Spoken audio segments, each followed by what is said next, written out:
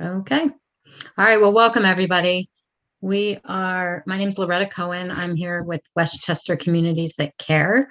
And we are looking forward to our presentation tonight. Um, Basically, our organization looks at something called the Pennsylvania Youth Survey, and we use that data that is taken specifically from students in the Westchester Area School District. And it helps us identify what our strengths and weaknesses are as a community, as far as helping kids flourish and thrive. So one of the things that came up in our data that we had from a couple years ago, our newest round of data won't be released until next fall, but our most recent data showed that being recognized for effort was one of the things that a lot of our kids, 57% of them actually kind of marked as they don't really feel recognized by the adults in their world. So we wanted to, take the opportunity to kind of bring that issue up to light, make it something we talk about more often, pay attention to as parents, as teachers, as any trusted adult in the life of a kid. So that's why we are here tonight. I have a couple of housekeeping things. One is we are going to have Q&A at the end, so you can use the chat or the Q&A feature, I guess, rather, in the webinar that you see on your screen to just add any questions you have in there. Your mics and videos are muted, so you can chew gum, you can do whatever you want.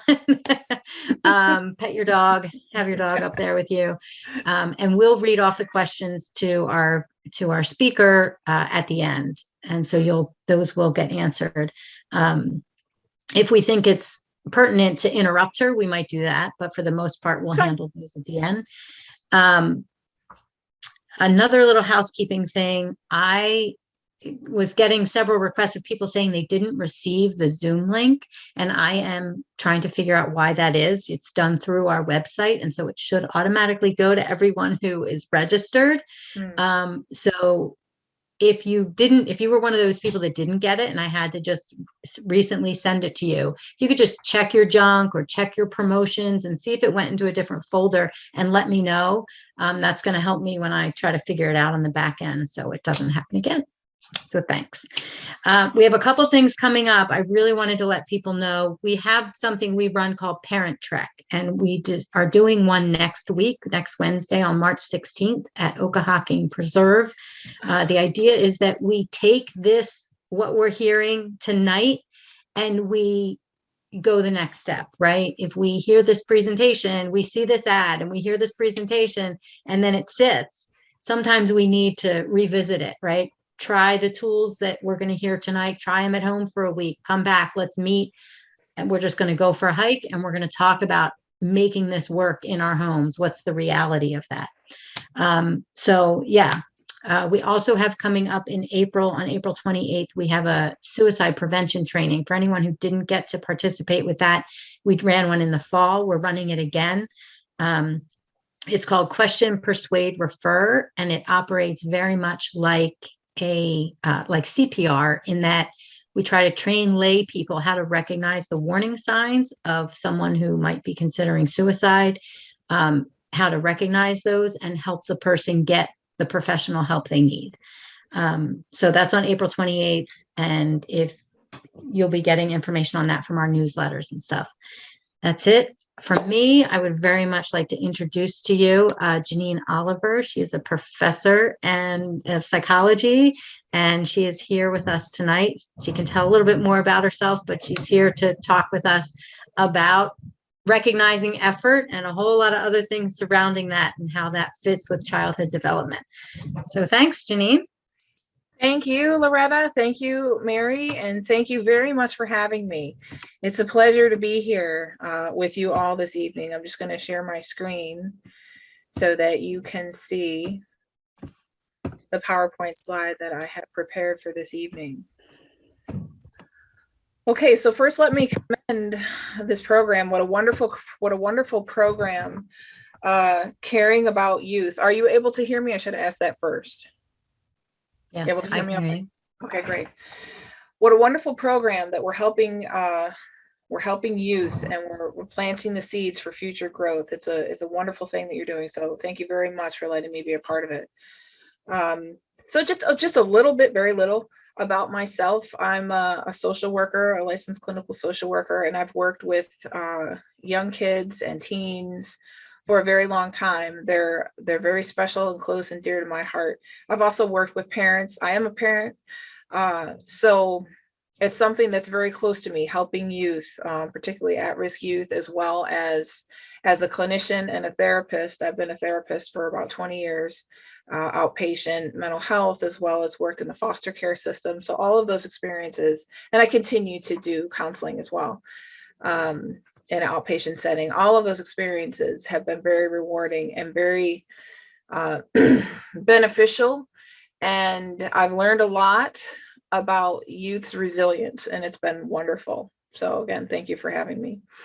Everyday emotional health is the PowerPoint slide that I'm going to cover today. So just a brief outline for this evening's discussion, and I'll talk about 40 minutes, and then we'll have time for Q&A at the end, as Loretta had stated. So in general, these are the main points that I'm going to cover this evening.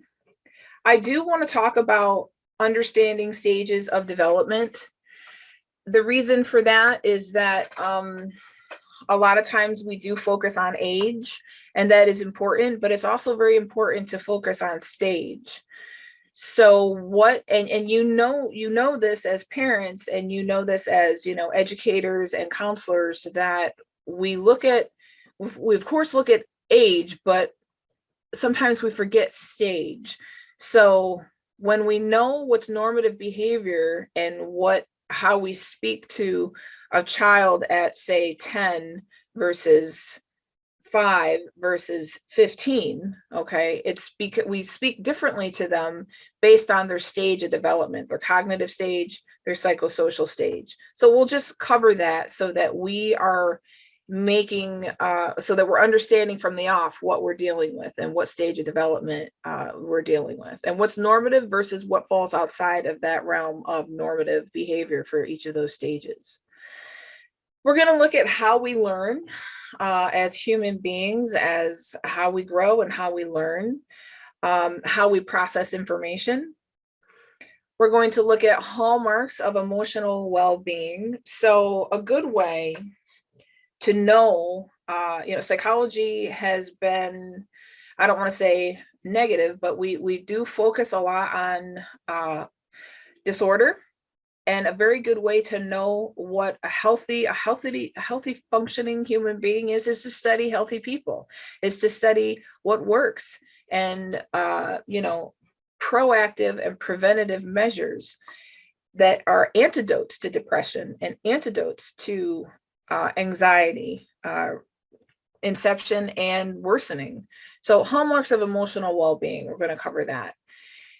Some kids are perfectionistic, and that is a definite obstacle to problem solving.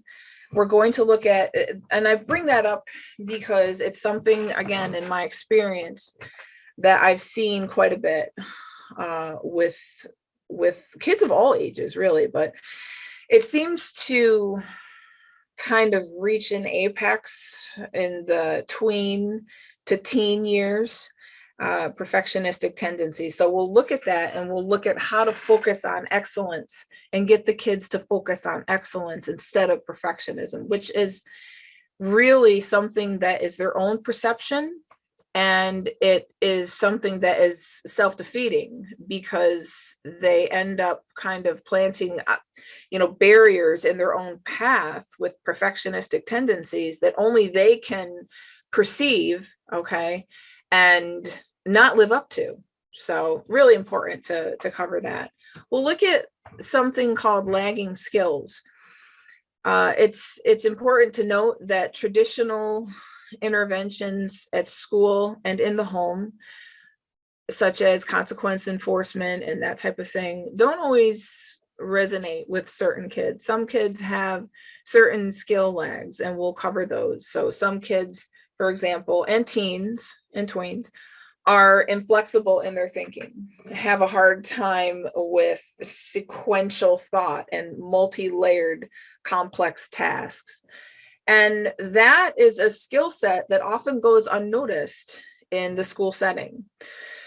So it could be not necessarily that they don't necessarily want to do well. It's kids always do well if they can. But sometimes they just lack certain skills that are getting in the way, and they are important to notice. And the antidote to those and the reconciliation of those, we'll cover that tonight as well. Parenting as a model for emotional health. So as I said before, I'm a parent also, and it's probably one of the toughest jobs that you can do. So I definitely want to make the point that I speak to you as a professional and a counselor of parents and teens and kids, but I also am coming to you as a parent, so I understand the challenges inherent from multiple perspectives. So it's very important to, as I stated originally, it's very important to look at the stage of development that your child is in and to talk to them based on their stage of development. So when we know what's normative behavior for a certain stage of cognitive and psychosocial development, we also are able to understand what falls outside of the realm of normative behavior. So by cognitive development, I simply mean cognition. How does your child think? At what stage are they able to think abstract, for example? And school curriculum are based on these principles, particularly cognitive development. So you wouldn't say to a child of 6, okay, something that would necessitate them to think abstractly. So you wouldn't say to them, or a child of 5, I'll be back in an hour. They really don't they don't understand what an hour is. They're not at a stage of thinking where they're able to process that information adequately. We'll talk about when children start to become more abstract in their thinking later on in their development as their brains grow and change. And then we'll also look at psychosocial development. So how they develop over time, psychologically and socially, and what is completely normal versus what is outside of the realm. So just briefly looking at Piaget, who was a famous developmental psychologist, looking at how children think. So, and here on the left, you have roughly the ages of normative cognitive development. So he didn't believe that babies could really think per se. Birth to age 2, they're still experiencing the world through their senses. It isn't to about, from 2 to about 6 years old that they start to develop thinking patterns in terms of processing. And even then, he doesn't believe that. And you know this in your children when you remember them or you see them at this stage of development. They're very egocentric. We say the terrible twos, for example, but that's a necessary and important part of their development. It's necessary and important for them to say no because they need to know that they have an ego, an I self, an I identity to say no with. So that's annoying for adults, but it's also necessary and important for the child's development. So pretend play. What's normal at this stage of development is they use their imagination, they use their creativity, and this helps their brains grow and develop. Very important that they have this type of stimulation. So they're not logical. They're not able to reason. This is why, for example, in school, you don't give a Robert Frost poem, to like a 5-year-old and ask them to tell you what the latent meaning of that is, because that would be an error on the part of the teacher. The child's brain is not developed to be able to understand that. It's not the child's fault. So representing things with words and images, lacking logical reasoning. So it isn't until about 7 to 11 that kids are able to think, but only in concrete terms. So they're able to think logically, okay, grasping concrete analogies and performing arithmetic, but again, in a very limited way. So again, you can parallel the grades and the types of things that children learn to these stages of thought process. So what's happening developmentally at the concrete operational stage is conservation. This is the developmental task that they have to get through, and math, but not necessarily algebra. We really don't teach, or nor should we, based on psychological development, algebraic equations to like a 7-year-old. It isn't until around 12, around that time period, that kids are starting to become more logical in their abilities, and they're able to think abstractly. They're starting to understand things like humor that has like latent meaning, and they're starting to understand poetry that doesn't come right out and say overtly what the poem is about, but expects the reader to interpret it based on hints and clues and that type of thing. Potential for moral reasoning. So that's also an important point to remember, that we don't necessarily ask like a 5-year-old, why did you do that? They really aren't going to come up with an answer that involves feeling identification and clear understanding as to why they just hit their sister. So it's really important. The reason I bring this up is that it's very important to understand the stage of development that children are in, so that we can talk to them intelligently, knowing what's normative behavior for that particular stage, in this case, cognitive development. Okay, so as far as shifting gears here, but still talking about development, Erik Erikson was the developmental psychologist who focused on psychosocial development. So again, what's normative behavior psychologically and socially for kids of different ages and stages. Okay, so he talked about 8 stages of development, and he talked about them in terms of something versus something else. So trust versus mistrust, for example, from birth to around age 1 or 2.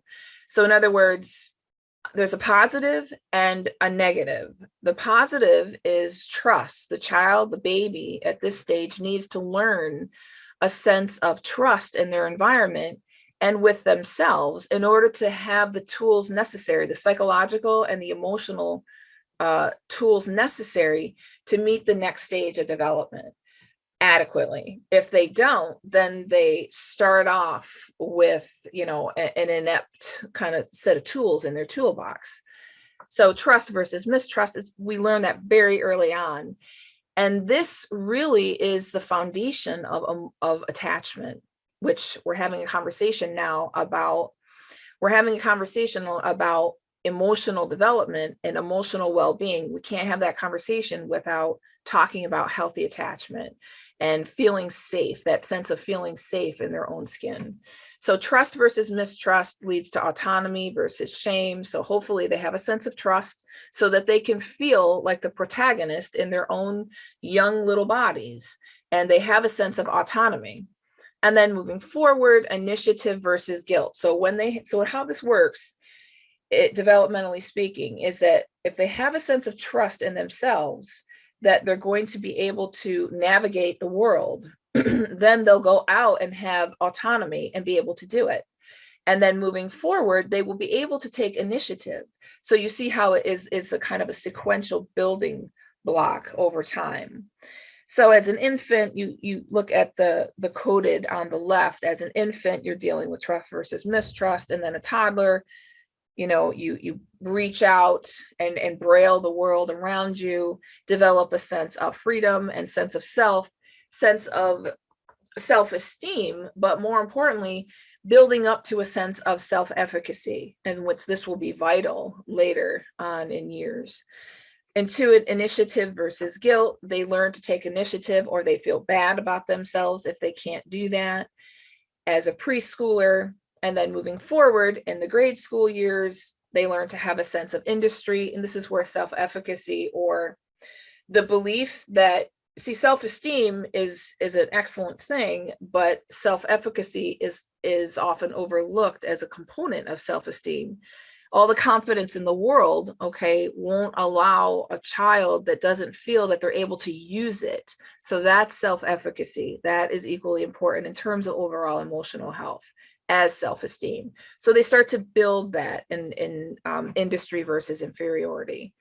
And then you get to the teenage years of identity versus role confusion. And really looking at this stage of development, it's amazing we make it through as a species, because considering everything that happens, during this stage of development where we're literally changing a child, biologically speaking, into a young adult, a sexually mature adult, the hormonal, input, all of that's happening.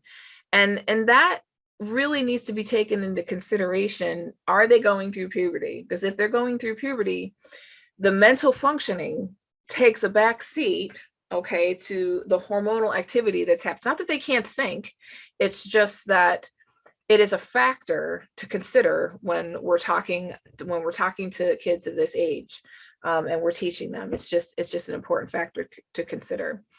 And then leading up, we won't go into the top ones because that's more young adult and adults, but just so you understand, psychosocial development, normative psychosocial development, hopefully begins with trust, leading to autonomy and a sense of self-efficacy and industry.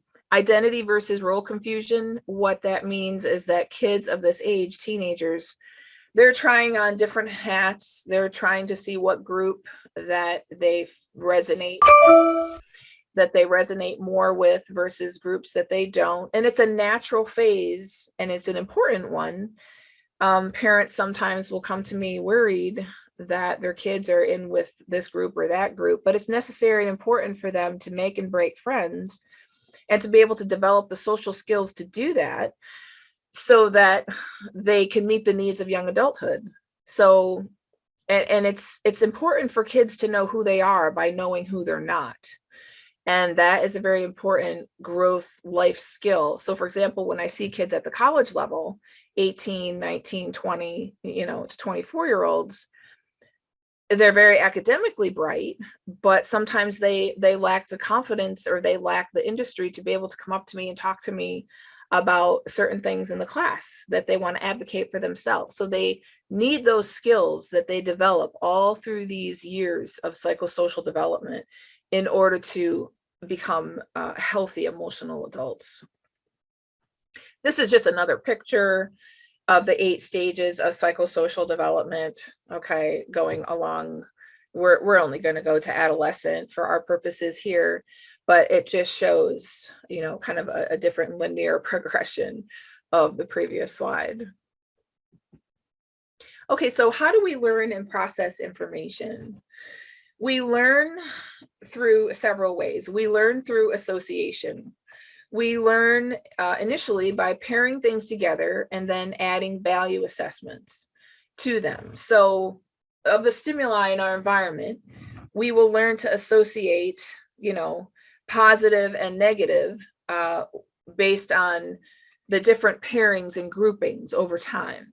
So if we learn that learning is fun, right, and learning is made with a lot of positive associations, then we want to do more of it, and it becomes a good feeling, and neurotransmitters associated with positive and good feeling burst in our brains. And so that's also a learned over time process. So the more that we're able to do that as parents, as teachers, as adults in these kids' lives, the better. We really learn very well when we're enjoying what we're doing. Of course, that's not always possible, but as to make it as interesting and engaging as possible, you're going to learn through association that learning is a good thing, and hopefully make it a lifelong endeavor. We learn through reinforcement. These pairings can be unwittingly reinforced. And that is, so I say unwittingly, is that sometimes we reinforce behavior that we don't want to see repeated.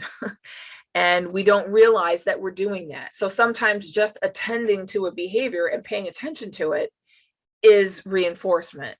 And that might be behavior that we don't want to see again. And so, we've all done that as parents, and it's just something to be aware of. So these types of pairings can be positive, they can be negative in terms of a child's interpretation of the learning process. Modeling is a very important aspect of learning.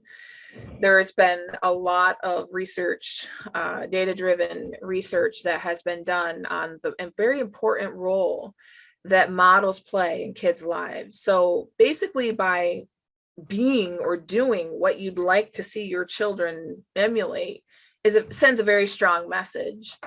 And this is, again, positive and negative. Pro-social behavior, for example, modeling pro-social behavior, kids see that and they grow up recognizing that that's a good thing, and they strive to do the same thing.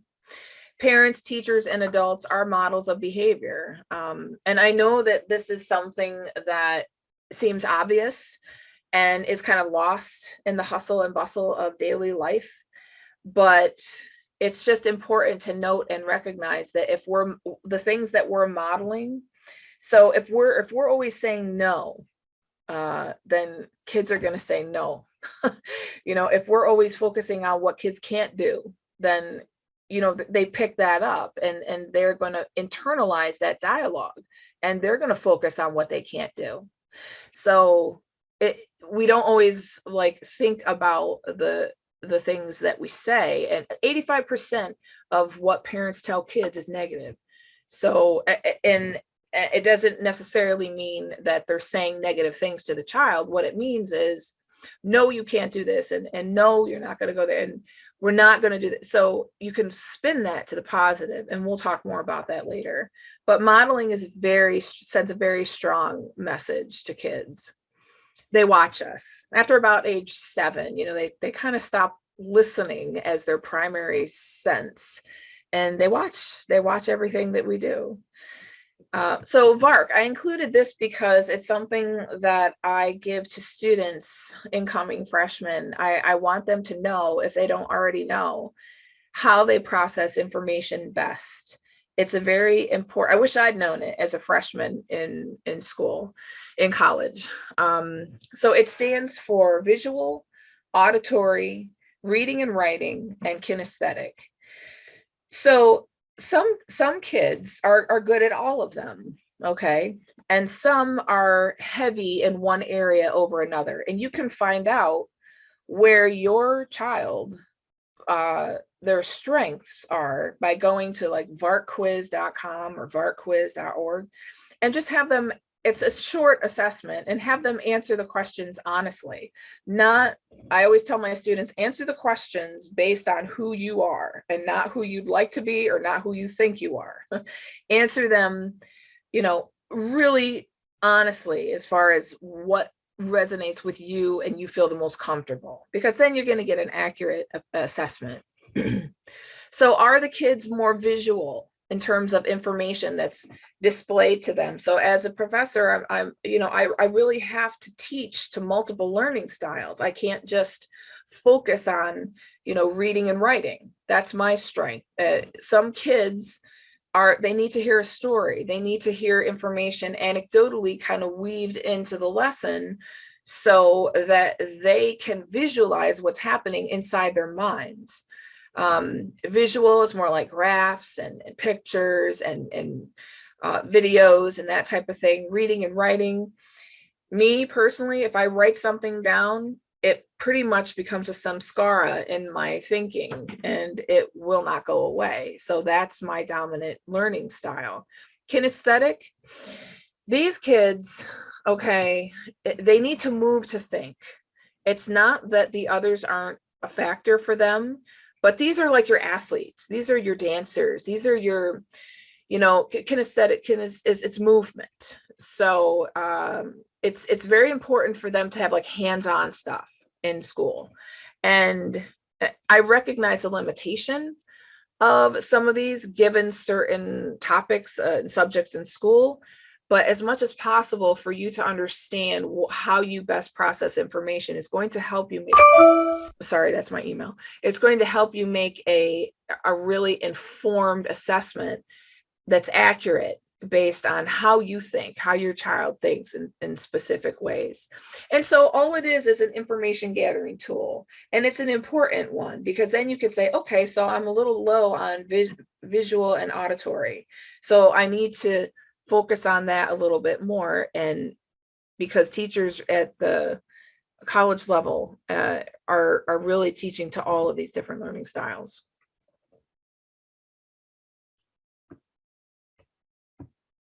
I'm just going to try and move this so I can see my emotional intelligence, why it can matter more than intelligence quotient. So, of course, IQ is very important. It's an essential, it's an essential thing navigating life. It's very important, but equally important, and sometimes even in certain situations, even more important, is emotional IQ. Okay, so, and there's a lot involved in that. It's very important that we start to cultivate in kids, a feeling that their feelings matter, and it's not as difficult really as it sounds to raise an emotionally intelligent child, as well as raising a thinking child.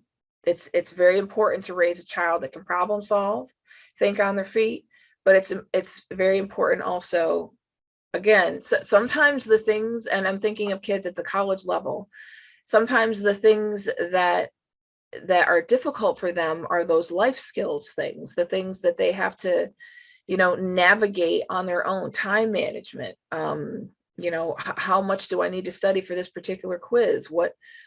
How do I put all this together? So it's a different set of skills that sometimes get pushed on the wayside in academia when we're focused heavily on academics and intelligence quotient.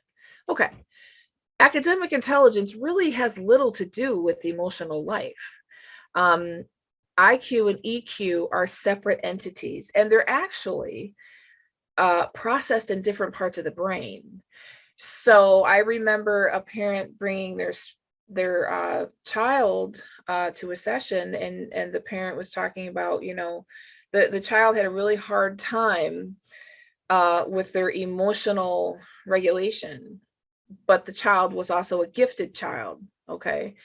And the parent had read a book about, well, it's because gifted kids have XYZ, and they need certain specific, not in term, perhaps yes, for their academic life, and that is true, but emotionally, we all stem from the same limbic system, our ancient brain.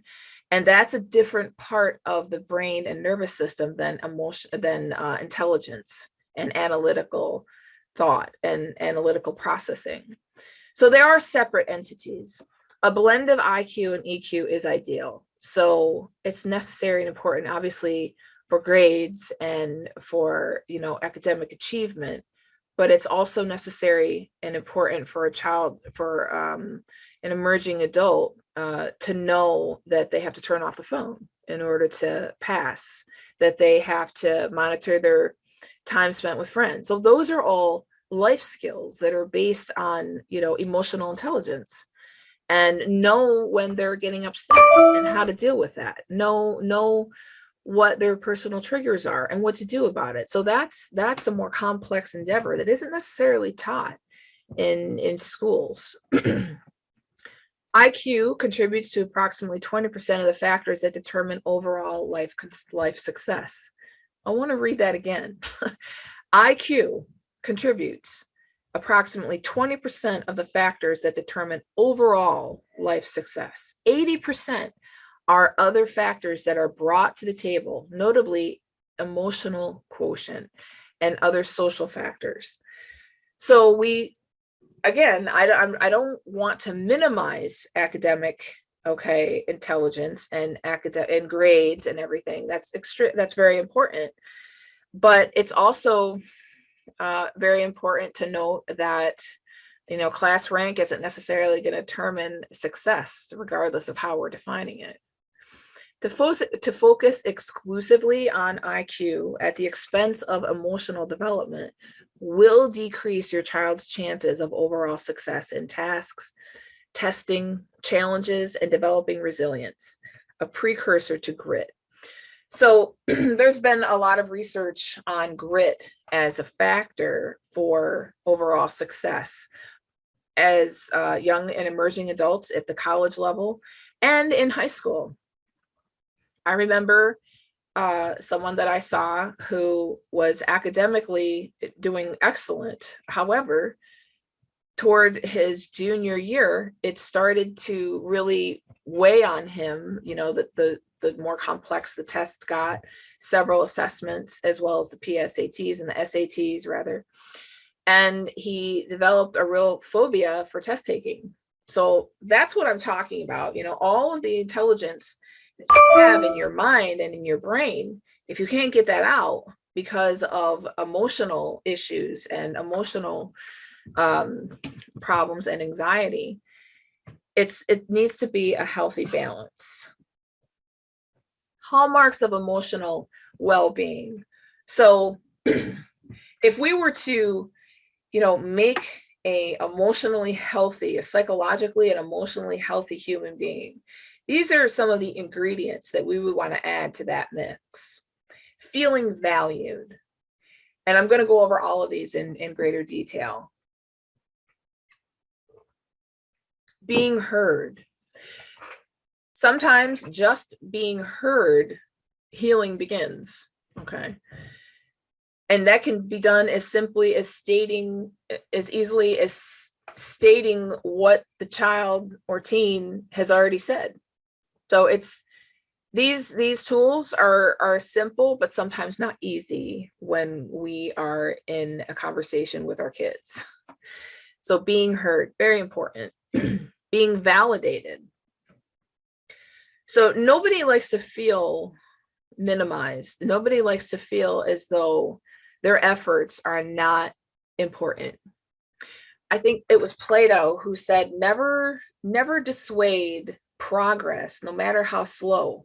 You know, I had a little picture of it like a turtle walking, but it's progress. You know, when a student comes up to me in class and they're having a problem, you know, I start with the positive. I'm like, all right, you got your name there, you got the date, we're good to go. We're, you know, and then they start to relax a little bit, and then they're able to listen, and then they're able, because I'm seeing them so many times, you know, kids don't feel seen and they don't feel recognized.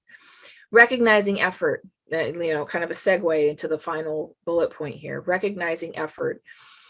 It is very important, as Loretta initially stated, it is very important to note and to find your child doing things well and to mention it and to state it out loud.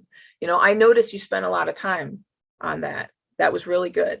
Okay. It may not have turned out how you liked it, but you spent a lot of time on it. The reason for that is because when they put forth effort, okay, that's what's going to get them to the finish line with EQ and IQ.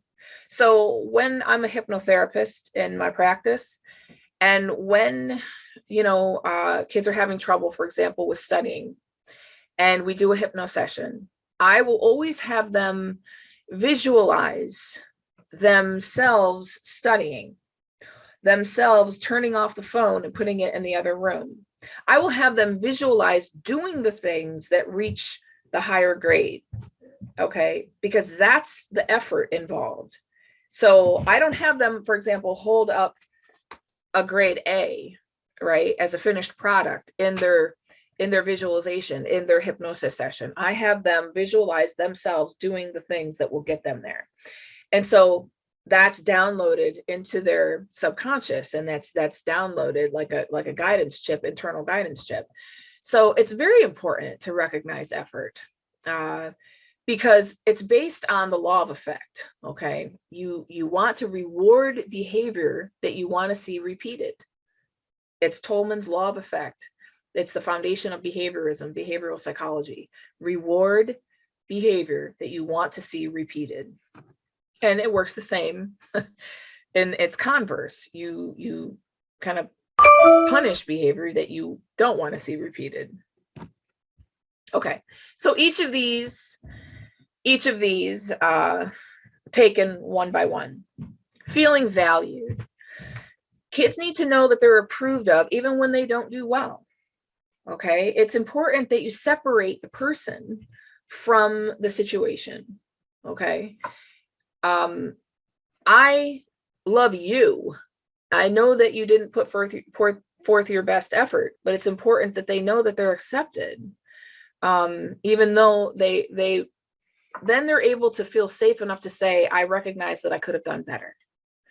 Children need to feel their parents value them as people unconditionally, and that there aren't conditions placed on them as their children. That's very important for their emotional health.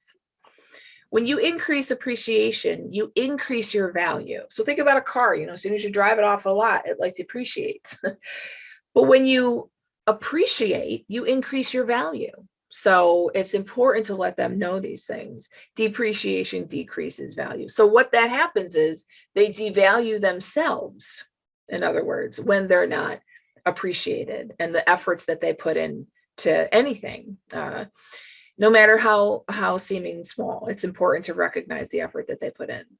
Feeling a sense of value is an antidote to depression, self-deprecation, and low self-esteem, all of which impact self-efficacy. Again, the ability, their perception of their ability to do well is their self-efficacy.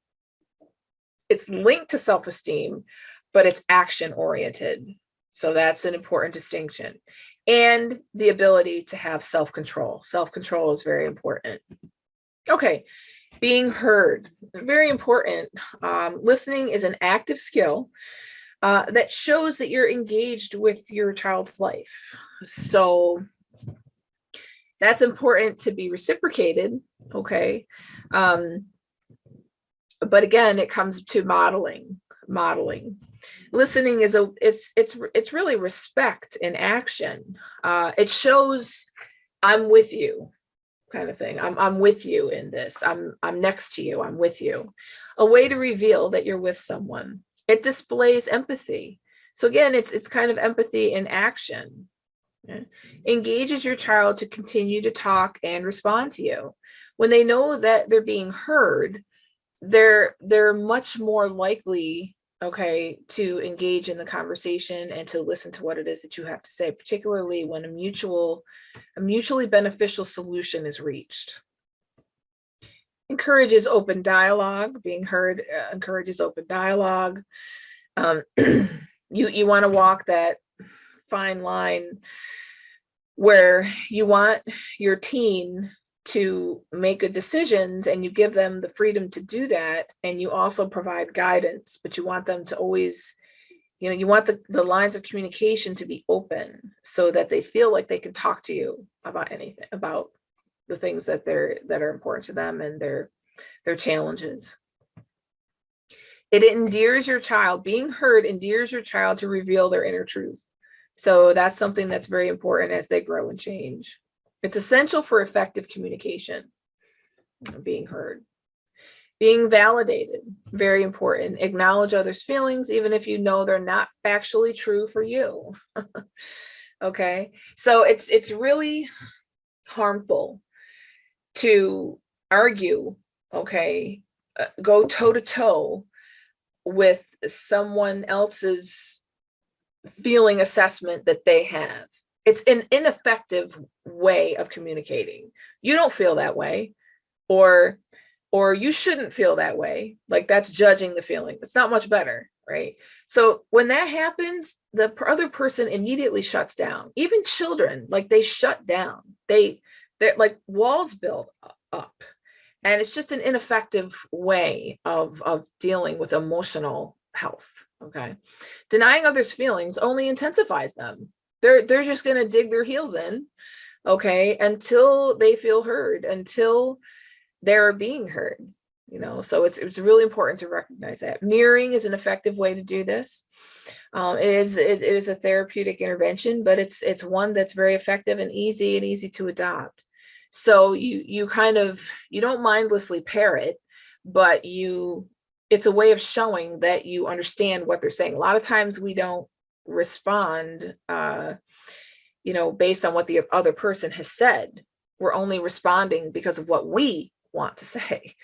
It needs to be a balance. Validate your own feelings. If you notice that, you're starting to get upset, it's important to acknowledge it. And your kids will see you do that. And they'll learn that, okay, it's all right to take a step back. I'm getting spun up. I need to take some breaths, because they see you doing it. So that's important as well. Model validation for each other as parents. I know that's, sometimes easier said than done in the hectic, busyness of the day, but it's very important. Focus on what your child and teen does well. Find them doing things well, recognize it. Focus on their uniqueness.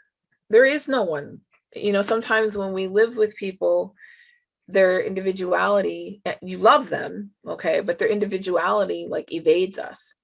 And there really is no one else in the world like your child, and that's a wonderful thing. So recognizing effort, really a lot of the crux of what we're talking about here is similar, but recognizing effort in an active way. Think about a time when someone noticed what you did well. How did that feel? Did it make you want to keep doing it? If it did, then you know how important it is to perpetuate this process with your kids. A focus on effort is a way to build an endurance mindset in a student. You want durable things that will last, okay?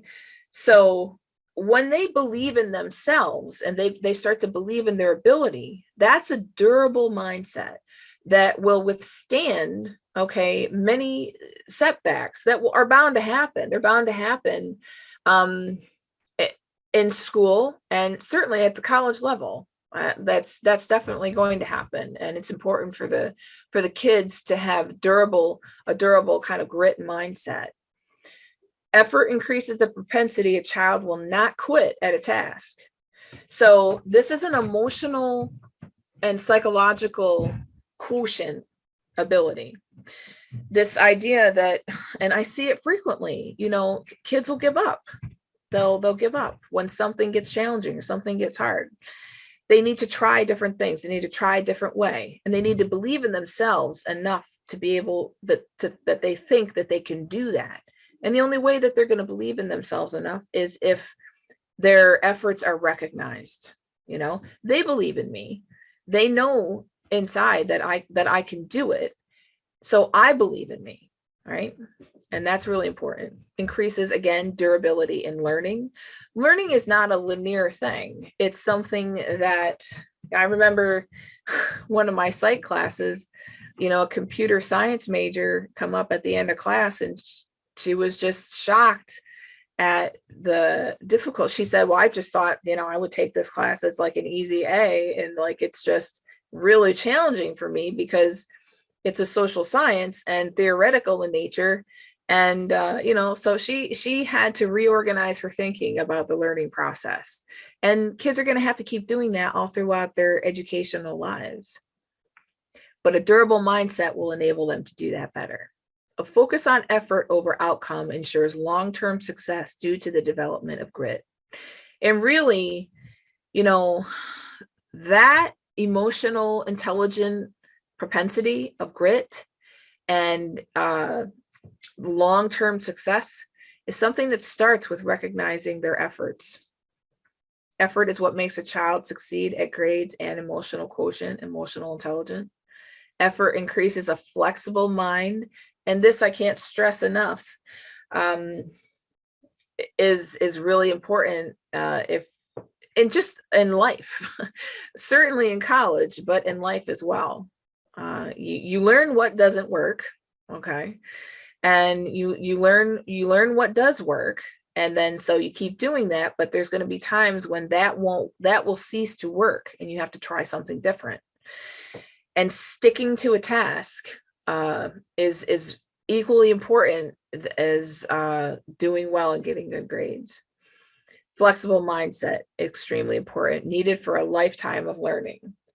Visualize studying instead of the A. So again, I mentioned that before. That's what I have students focus on. If they don't do hypnosis, that's fine. They can just close their eyes and visualize. That's a very powerful technique. Visualization is linked to self-fulfilling prophecy. You know, if you go into something believing that you'll fail, chances are that you won't do well.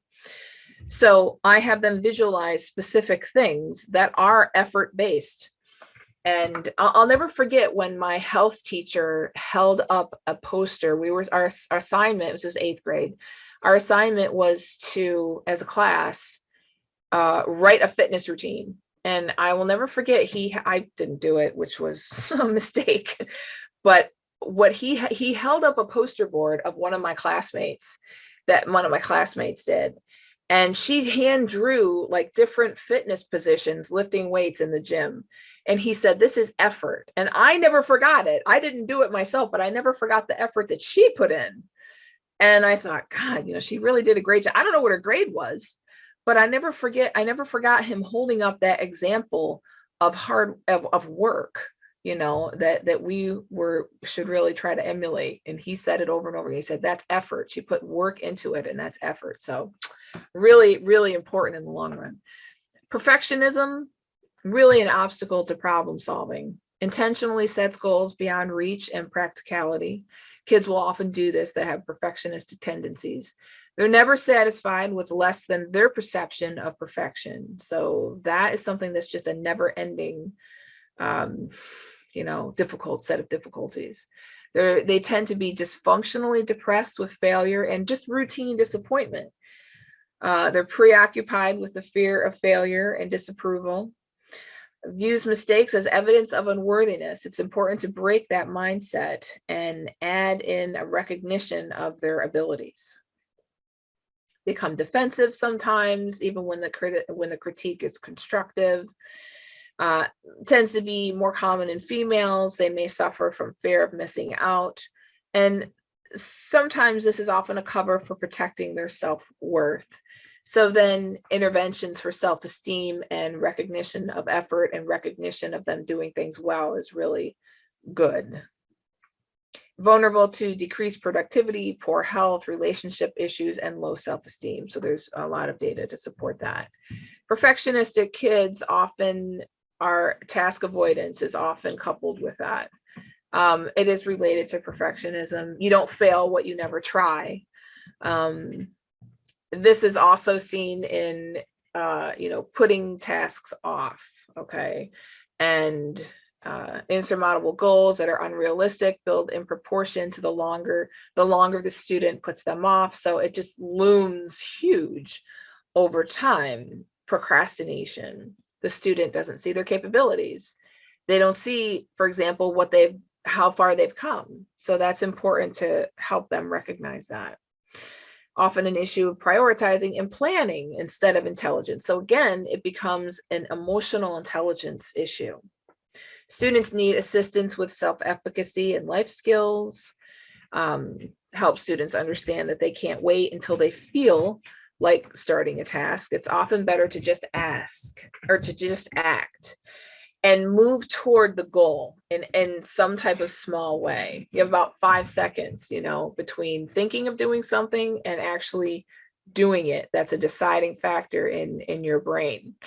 And if you move toward the action, take an action step, even if it's just opening the computer or opening up their book bag, it's an action aimed at the direction of getting something done. There's ways, we won't cover all of these, there's ways to help perfectionistic students, help them to become realistic, talk to them about the benefits of constructive critique, help them be less all or nothing in their thinking. Strive for excellence. This is an important point. Rather than focusing on perfectionism, okay, and this needs to be perfect in order to be done. Well begun is well done. It, leads to well done.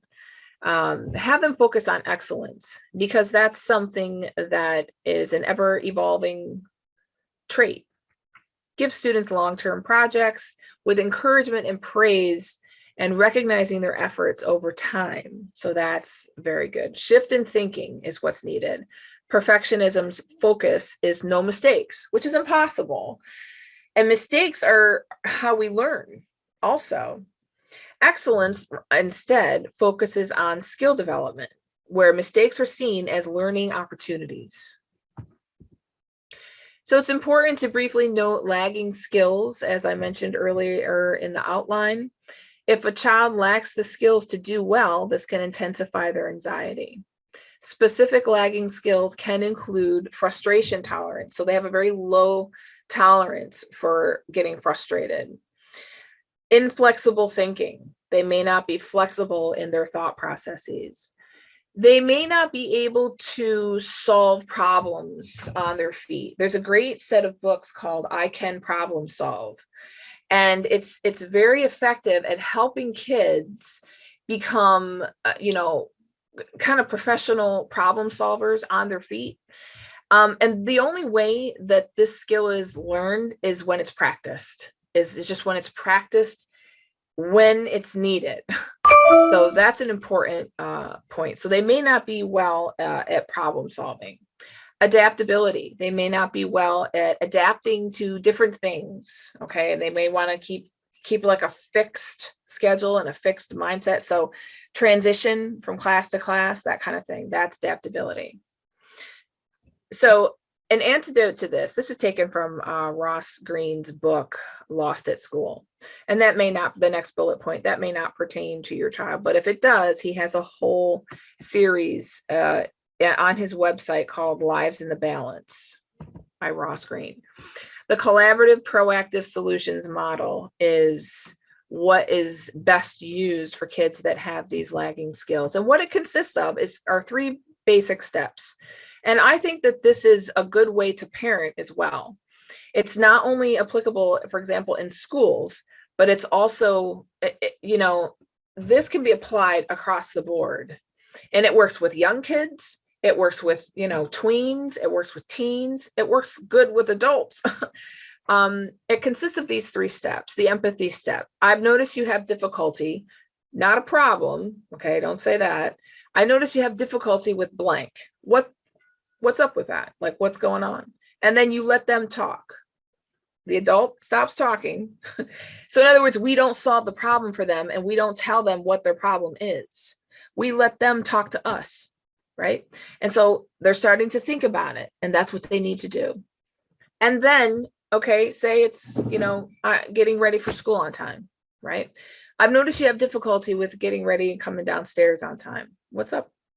And then you let them talk. Right. And they'll say, well, I don't know. Sometimes they won't say anything because they're so used to being told what's wrong with them and what their problem is that they don't know. And they may take some time to get that. And then they may say, well, I don't want to be upstairs alone. Interesting. You never would have known that unless you let the child talk about it. Okay. Then the next step is define the adult concerns. I see. You don't want to be upstairs alone. My concern is that if we're not all ready and out the door on time, it's not a good start to the day. And then the third step is the invitation. I wonder if there's a way that you could not be upstairs alone and we could get out the door on time and we could both, so that's the collaboration component of it. It's supposed to be collaborative. So then you say, any ideas? And you ask the child. And this, to people that are used to like consequence enforcement and that type of talk, this is really different. But what we're doing here is we're teaching kids to solve problems in these very simple steps. We're teaching them to kind of think, and they're going to come up with things that you can't do, like let's leave later, or let's start the school day later. That's probably not going to happen, but you want to encourage that thought process. Any ideas? And then they'll come up with a solution, and you'll be surprised, when this is implemented, the things that they come up with, they're really good. And it's really a way to improve that lagging skill set: frustration tolerance, flexibility, problem solving, and adaptability. More on that, Lives in the Balance. Very good website. Okay, so parenting to increase emotional health, model pro-social behaviors. Kids really look at us and they see what we do. Acknowledge strengths as well as, quote, challenge opportunities. I had a supervisor one time that when we were doing our own individual assessments that were linked to raises and that type of thing, we would talk about our strengths, but we would also talk, he didn't say weaknesses. He said, what are your opportunities? What are your challenge opportunities? It's just framing. It's a mental hack that I think is effective. Acknowledge strengths as well as areas where we can do better. Admit mistakes. I think it's an endearing way to have your child see that, yeah, we're kind of all cookie dough and none of us are finished forming, and that's okay because there's no cap on human potential. So when kids see that, and when kids see adults doing that, it kind of sets them at ease, and then they are able to acknowledge. And only when we acknowledge our own shortcomings are we able to really improve them. Okay, that's an essential component of having insight and overall psychological health. Over 80%, like I said before, over 80% of parental talk to kids is often negative. No, can't, don't, stop, etc. So reframe those same statements. Okay, it's not that you're not setting boundaries, that's important, but reframe it into a positive. Instead of saying no, not till after lunch, say yes as soon as we finish lunch. Then they start to hear yes like all the time. And then that makes them much more easy to get on with, much more easy to be receptive of the things that you're talking about. It doesn't sound like a very powerful thing, but it really is. And it helps their internal dialogue. Okay, thank you very much. I very much appreciate your time and your attention. And now I'm going to turn it over to Loretta and Mary. And if you have any questions, please let me know. I'd be more than happy. I'm going to stop the share. Hi, everybody. Thank you so much. I You're think welcome. Mary Beth has a quick poll we were going to do while we're Sure. doing the Q&As. So she'll put the poll, I think, in the chat. Oh, the poll is up. The poll is up now, right in front for everyone. And it's just how helpful was this session? 5 being extremely helpful, 1 being not helpful at all. So if you could just take a minute and fill that out while we're asking some questions, that would be great. Thank you. It won't let me vote, Janine. So I mean, I would have given you a 5, but I Well, can't. thank you. So let me go and see up here. What do we have in the chat?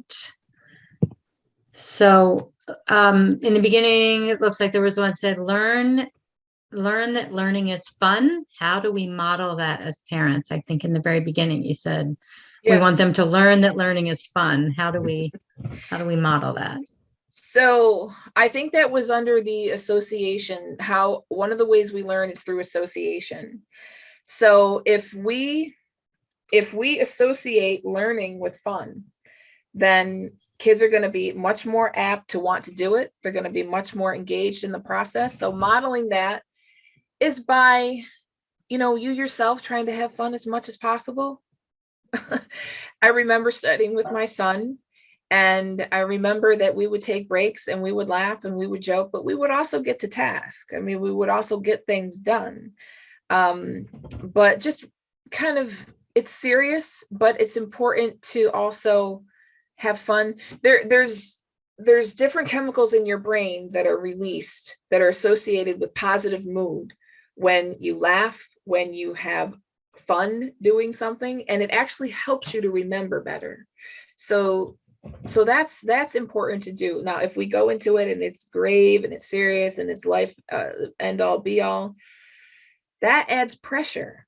Okay, and pressure is an anathema to the opposite of the learning process. Think about the different energy happening. That's constricting, right? And it's constricting effort aimed at learning and remembering. So it's going to be much better, and the outcome will be a lot. I remember many of the sessions, I'm thinking of vocabulary lists in particular, and we would make funny definitions and we would add to the different things and draw pictures, and it was really helpful. And you are engaging multiple learning styles with that as well. So one way is to try to make it as fun as possible yourself. and have breaks and use different processing tools. So the VARC component of the learning styles, I think that that's a good way to incorporate modeling learning, making it fun. I'm going to just chime in too, because I feel like with that idea of the modeling, when they see us learning something new, are we talking about it like it's fun, right? We're modeling that we're learning something new. It's hard, but it's fun. Or how did we feel as adults after we learned something new that was hard? If we're saying that out loud, sort of like we say out loud when we make mistakes, if we say out loud, then they start to learn that we value that. So right, that's good. It's true. Okay, so it also says, can we talk about invalidation that's all over social media? Can't this make it harder for kids to feel validated even by those who love them? What a great point. Yeah, that really is. That was one of the things I researched for my doctorate, the impact of social media and reality television, well, specifically on critical thinking ability, but absolutely. And to that, I would say, keep them close and keep them talking to you. And, it's extremely depleting of self-esteem when they don't get quote likes, and when they see something on Instagram or whatever social media outlet that they're on, and they learn that their value comes from that exclusively. So it's important to recognize the things that they're doing well, and it's important to recognize their abilities and help them flourish with things that they're good at, so that they know that all the eggs are not in the social media basket. Really important. I mean, and another thing that it goes with that is so boys are different than girls in some key ways. So girls, okay, so in terms of like arguing, for example, boys are more apt to like argue face to face, and they may exchange fisticuffs or whatever, but girls are different. Girls will socially ostracize. Girls will be like a little bit more passive aggressive with their and a lot of that happens on social media, so that's a factor to really be aware of and to intervene when necessary and when needed, when it goes over the line, cyberbullying, that kind of thing. It's a really important point that was raised. So those things are really important to be aware of. Thank you for the question. I'm going to throw in too, I thought what you said about learning that all your eggs are not in the social media basket. I love that.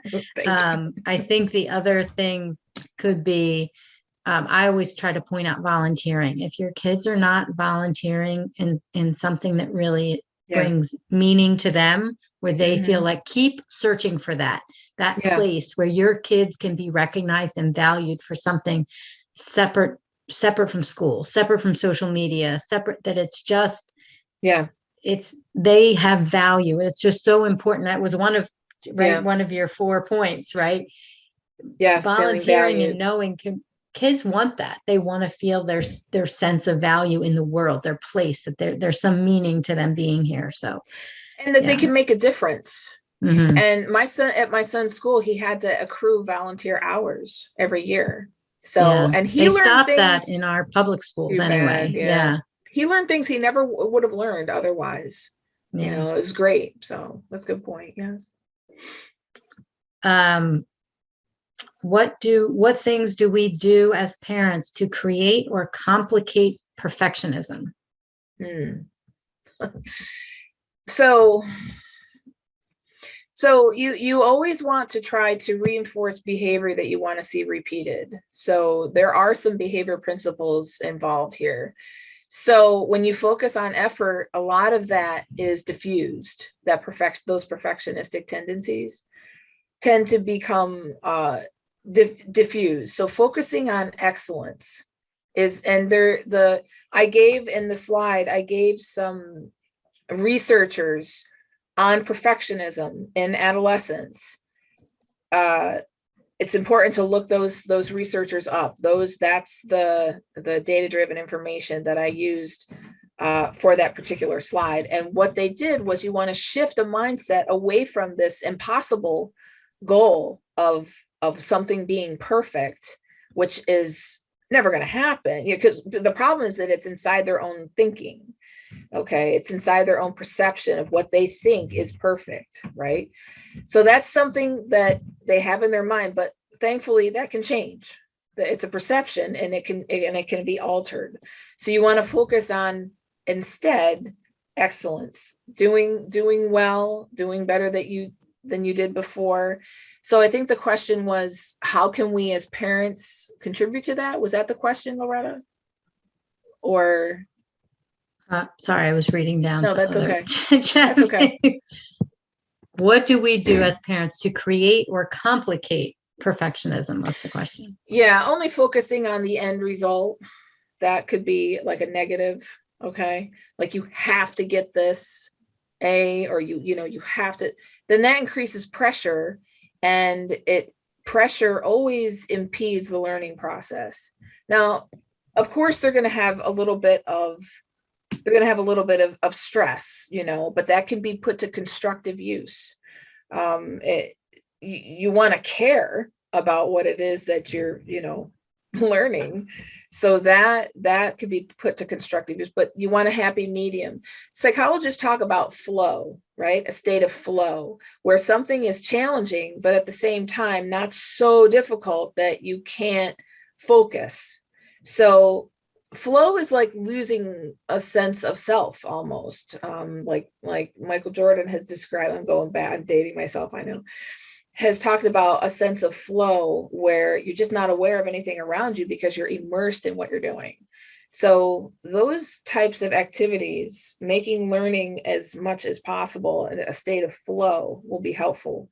That, focusing on excellence instead of perfection, focusing on the process instead of the end result. So if the end result is top heavy with power, that's where the kids' focus will be. And that's really going to be an obstacle to problem solving. Loretta, I just want to jump in before you ask any more questions from the Q&A. I had put in the chat asking people that are here, what are some ideas you have for future sessions? I have changed it so that you can reply to us. So please take a minute and let us know some other topics. And Loretta, if you go right ahead. I think that was the last one, unless I missed something. I didn't see if anybody has anything else they want to pop in there. As far as questions, we're definitely eager to hear if you have suggestions, as Mary Beth said, for any future, the speaker series. Mm-hmm. Or if there's a certain point you want to see us elaborate on, something that you think could really deserve more time that we could commit to it. We could do that as well. From the question and answer page, we have a question that says, any thoughts on how this conversation differs based on cyber versus in-person learning? And any advice on what parents can do to be more sensitive or responsive?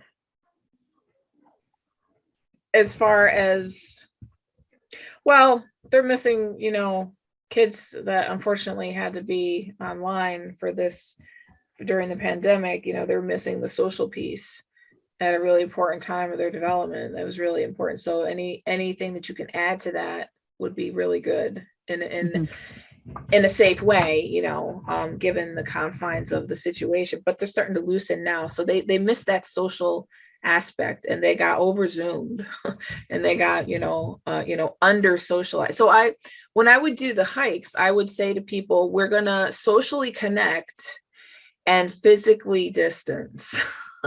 So it's so important for kids to be with each other, and that was something that was missed, and that really needs to be replenished.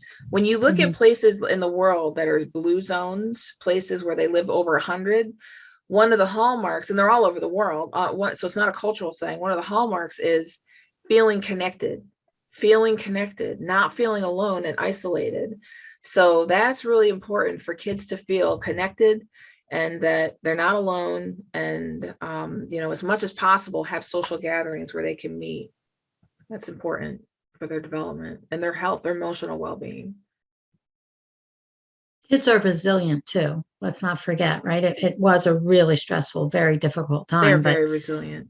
So a They can lot bounce of, back. if we can maintain positivity around the thing, that's also going to help them. If we dwell on the fact that it was a terrible time and it was hard and Not it a was good stressful, and we're dwelling on that, they'll respond to that negativity.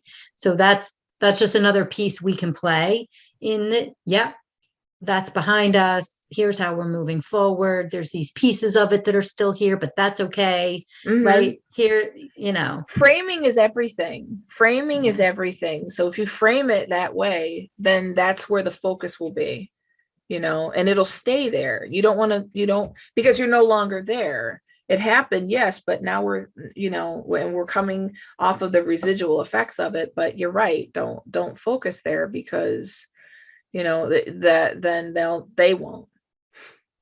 So do you have any ideas on how to address inflexibility in a young child? Well, a young child? Yes. I'm saying around 6 years old, it looks like, from another question. That's a good question. These are all good questions. Thank you. So I think it's important to look at Ross Greene's model and, because it is applicable for different developmental stages.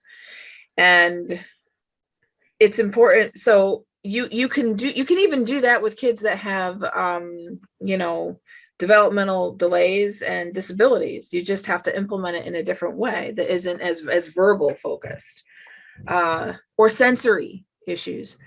So I would use that 3-step empathy, okay, and then mutually satisfactory solutions, and then have them talk about it. His website has a whole lot of resources. Model flexibility as an adult, model that. So, hey, this isn't going to happen now, and it's okay.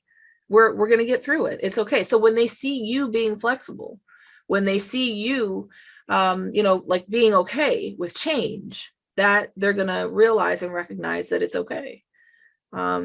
Kids stop listening to, in fact, they kind of tune us out when they're that young. After like the second sentence, if we get that far, they watch us. Okay, we have this question in here twice. What would an adult with these symptoms, yet functional in real life, be diagnosed as? I'm not sure you can answer that, but.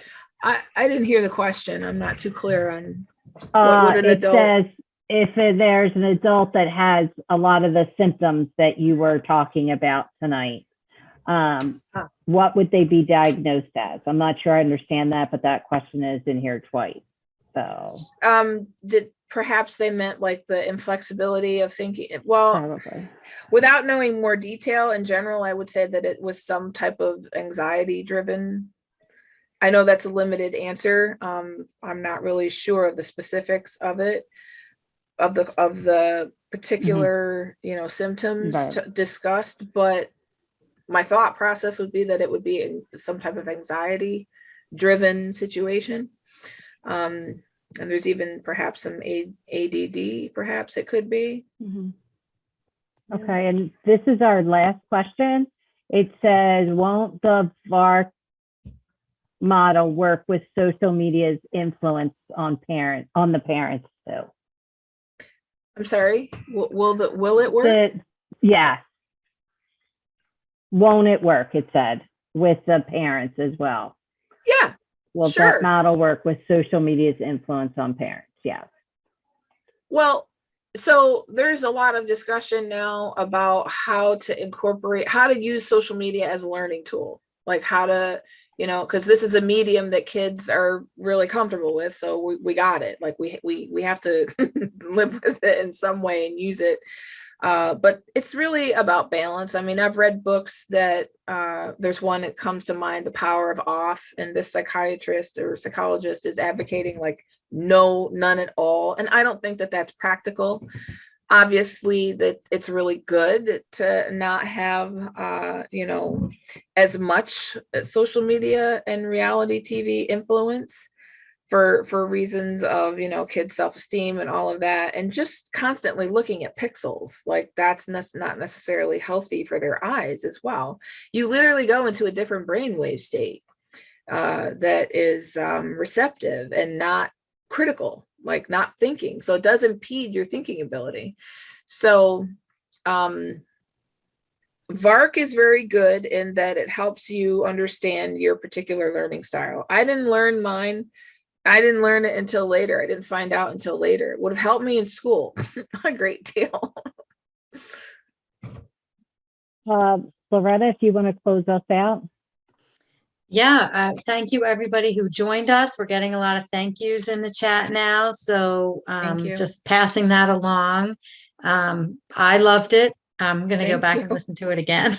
Thank you. Thank you so much. Thank you for having me. It's really great. Just reminding everybody, we have Parent Trek next week and you can register. I should have put this on. It's free, but you can just register to let us know you're coming at wcctc.org/meet. Should have put that in the chat while she was talking, but of course I was listening, so didn't do that. But that's to register for anything we have coming up. There's the website in the chat now. Thank you for your answers to our poll. Also, we'll have a QPR suicide prevention training April 28th. That's coming up. That's not on our website yet, but it will be soon, and you'll get a notice about that. Yeah. So grateful that you guys were here and took time out of your night to join us. And thank you, Janine, for your time. Thank you. And, Thank you, everybody. Thanks for having me. I appreciate the opportunity.